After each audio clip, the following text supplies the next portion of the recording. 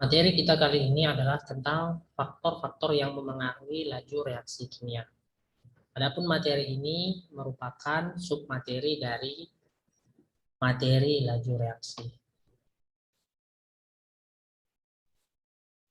Faktor-faktor yang memengaruhi laju reaksi kimia nanti akan kita bahas tentang 5 hal. Ya, yang pertama adalah konsentrasi reaktan, kedua ukuran partikel atau luas permukaan bidang sentuh, ketiga temperatur ketika reaksi berlangsung, keempat tekanan daripada reaktan jika reaktan adalah gas, yang kelima adalah katalis. Nah, kemudian kita masuk ke slide berikutnya ya. Tapi sebelum kita masuk ke slide berikutnya, ada sesuatu yang perlu kita tekankan kembali bahwasanya dalam suatu reaksi itu ada yang namanya reaktan, ada yang namanya produk. Reaktan sebelum tanda panah. Misalnya ada reaksi di sini H2 tambah O2 menjadi H2O, ya. H2 tambah O2 ini adalah reaktan atau bahasa Indonesianya pereaksi. Sementara yang setelah tanda panah yaitu H2O merupakan produk atau bahasa Indonesianya produk atau bisa juga disebut dengan hasil reaksi. Nah, masuk kita ke faktor pertama yang memengaruhi laju reaksi yaitu konsentrasi reaktan. Suatu reaksi berlangsung lebih cepat ketika konsentrasi reaktan meningkat. Konsentrasi dalam kimia adalah jumlah partikel yang terkandung dalam zat atau larutan. Konsentrasi dapat disimbolkan dengan persen, kemudian juga mol bisa, kemudian juga molar bisa ya. Nah, contoh misalnya H2O2 30% itu berarti mengandung 30% H2O2 dan 70% air. Atau misalnya juga H2O2 3% itu berarti mengandung 3% H2O2 dan 97% air.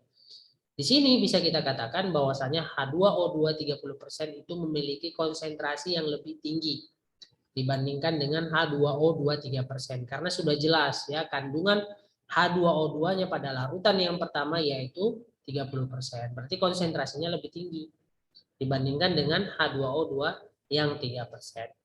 Nah, contoh misalnya kita mau mereaksikan NaI ya dengan H2O2 30% dan H2O2 3%. Akan lebih cepat bereaksi NaI ya, laju reaksinya akan lebih cepat jika NaI itu bereaksi dengan H2O2 30% dibandingkan dengan H2O2 3%. Karena lebih banyak kandungannya. Kemudian yang kedua, kalsium karbonat, magnesium ribbon, enzim granul ya lebih mudah bereaksi dengan HCl 2 molar dibanding dengan HCl 0,5 molar atau HCl 0,1 molar. Bisa kita lihat di sini ya. Perbandingannya terlihat jelas sekali. HCl yang pertama itu konsentrasinya 2 molar, berarti lebih banyak kandungan HCl-nya di dalam larutan ini dibandingkan dengan HCl yang 0,5. Karena kandungannya cuma 0,5 saja, 0,5 molar. Apalagi kalau dibandingkan dengan HCl yang 0,1 molar. Otomatis akan lebih cepat bereaksi ya kalsium karbonat, magnesium ribbon ataupun zinc granul dengan HCl yang 2 molar karena konsentrasi atau kandungan ya atau jumlah partikel yang terkandung dalam larutan yang pertama itu sebanyak 2 molar. Konsentrasinya lebih tinggi. Kemudian faktor kedua yang memengaruhi laju reaksi itu adalah ukuran partikel atau luas permukaan bidang sentuh. Semakin kecil suatu partikel, semakin luas permukaan bidang sentuhnya. Semakin cepat pula bereaksi. Contoh ini ya, ada kita anggap saja ini ada guli, ada 16 guli atau gunduk, marbles ya, kelereng. Nah, kalau seandainya disiram dengan air atau kita ingin menutupi guli-guli ini dengan kain, ya. Maka yang pertama sekali kena itu adalah bagian luarnya saja. Misalnya kita mau siram dengan air misalnya, yang pertama sekali kena itu hanya bagian luarnya saja. Yang ada 1, 2, 3, 4, 5, 6, 7, 8, 9, 10, 11, 12. Ini yang pertama sekali akan bereaksi dengan air atau bertemu dengan air gitu ya. Sementara bagian dalamnya nyusul belakangan.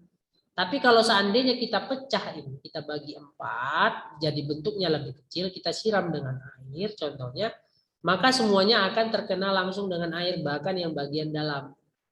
Gitu ya. Kita aliri air misalnya dari atas ya, bukan dari atas ini kemudian menuju ke bawah, maka yang bagian bawah ini pun, yang bagian tengah ini pun akan langsung kena. Gitu. Nah, jadi semakin kecil suatu partikel, luas permukaan bidang sentuhnya pun semakin besar. Karena yang di sini pun bisa tersentuh. Sementara kalau ini tadi, yang bagian tengah itu sulit untuk menyentuhnya. Yang bisa disentuh hanya bagian luarnya saja. Maka semakin besar suatu partikel, luas permukaan bidang sentuhnya semakin kecil. Nah, semakin kecil partikel, luas permukaan bidang sentuhnya semakin besar. Contoh, satu kertas akan lebih mudah terbakar dibandingkan dengan 10 kertas. Nanti boleh kalian coba ya. Ada satu kertas bakar itu ya, dibandingkan dengan 10 kertas kalian tumpuk sekaligus kemudian kalian bakar. Kertas yang pertama atau yang jumlahnya satu kertas saja itu akan lebih mudah terbakar. Karena luas permukaan bidang sentuhnya lebih besar. Semakin kecil partikel, luas permukaan bidang sentuhnya semakin besar. Kemudian juga boleh kalian contohkan nanti gula pasir dan dibandingkan dengan gula batu. Ya, mana yang lebih mudah larut? Boleh. Kemudian ini ya ada contoh guys, diberikan percobaan 1, 2, 3, 4. Ya, percobaan yang pertama dilarutkan gula dengan massa 0,2 gram gula, bentuknya kepingan, ya bentuknya kepingan. Kita anggap aja seperti bonbon ya, seperti candy, seperti permen. Nah, dilarutkan pada suhu 70 derajat Celcius. Percobaan yang kedua, 0,2 gram gula tadi juga dalam bentuk kepingan, dilarutkan dalam suhu 90 derajat Celcius. Nah, berdasarkan suhu di sini, yang percobaan 2 akan lebih cepat larut dibandingkan dengan percobaan yang pertama. Karena kita lihat berdasarkan suhu dan bentuknya sama-sama kepingan. Tapi percobaan 3 dan percobaan 4, percobaan keempat ini jauh lebih cepat karena bentuknya serbuk. Serbuk itu seperti tepung. Nah, suhunya pun 90 derajat Celcius. Jadi secara keseluruhan reaksi yang berlangsung paling cepat itu adalah reaksi nomor 4. Karena bentuk partikelnya lebih kecil, berarti juga luas permukaan bidang sentuhnya lebih besar. Kemudian ditambah lagi suhunya juga lebih tinggi yang nomor 4. Jadi suhu juga mempengaruhi laju reaksi. Ya, kita masuk ke faktor ketiga yang mempengaruhi laju reaksi kimia, yaitu suhu. Seperti yang sudah kita bahas sebelumnya ya, semakin tinggi suhu maka reaksi akan semakin cepat berlangsung. Contoh, gula akan lebih cepat dilarutkan dengan susu jika pada suhu tinggi. Ya, coba saja boleh pakai air panas larutin gula, kemudian coba satu lagi pakai air es larutin gula. Boleh kalian coba ya. Kemudian yang kedua, light stick akan lebih bersinar jika dipanaskan. Kita masuk ke faktor yang keempat ya, itu adalah merupakan tekanan reaktan. Jika reaktan adalah berbentuk gas. Dengan meningkatnya tekanan daripada suatu gas, maka pada reaksi akan lebih cepat berlangsung. Pada tekanan rendah, molekul-molekul gas menyebar dengan jarak yang jauh. Gesekan-gesekan antara molekul-molekul gas sangat jarang terjadi, tapi sebaliknya. Gitu. Contoh balon. Balon. Kalau dalam bentuk seperti ini mungkin tidak pecah ya. Tapi kalau kalian tekan balon itu, maka akan pecah. Ya, misalnya balon itu sebesar bola kecil gitu ya. Sebesar bola kecil saja tidak akan pecah kalau didiamkan karena tidak bersinggungan. Jarak antara molekul gas menyebar itu sangat jaraknya sangat jauh. Tapi kalau kalian tekan, maka balon tersebut akan pecah. Karena apa? Karena gesekan-gesekan antara molekul itu jadi semakin sering terjadi. Seperti itulah kira-kira ilustrasinya untuk faktor keempat yang memengaruhi laju reaksi. Kemudian kita masuk ke faktor yang kelima. Faktor yang kelima yang memengaruhi laju reaksi adalah katalis. Katalis ya adalah sebuah zat yang meningkatkan laju reaksi kimia, tapi tidak ikut bereaksi. Ya, contoh reaksinya AB tambah katalis menjadi A tambah B tambah katalis. Bisa kalian lihat di sini.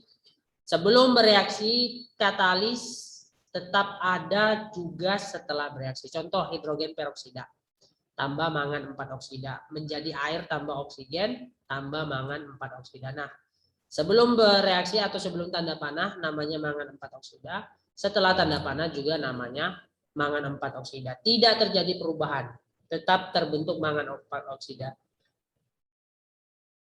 Beginilah cara kerja katalis ya, karena dia sebelum dan sesudah bereaksi tetap tidak ikut bereaksi. Sementara kalau kita perhatikan hidrogen peroksida itu adalah H2O2 terurai menjadi air tambah oksigen, berubah bentuknya. Atau contoh yang lain boleh kita lihat ya.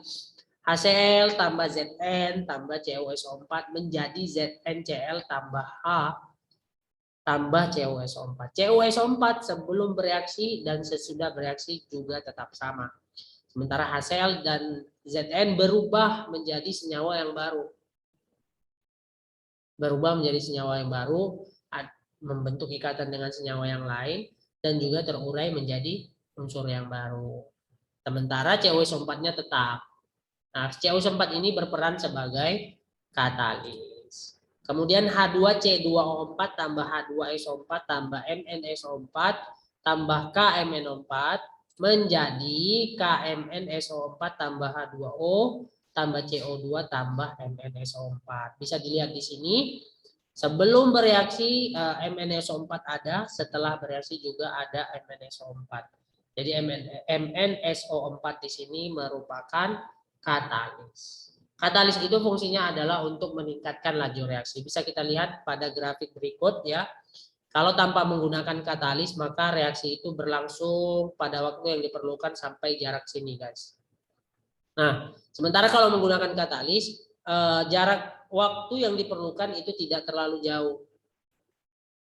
Jauh lebih singkat waktunya karena menggunakan katalis. Katalis ada juga lawannya ya, yaitu namanya inhibitor. Inhibitor ini kebalikan daripada katalis ya. Kalau tanpa inhibitor waktunya yang diperlukan seperti ini, kemudian kalau menggunakan inhibitor maka memerlukan waktu yang lebih banyak. Ada juga namanya. Jadi sampai di situ dulu untuk materi kita kali ini. Terima kasih.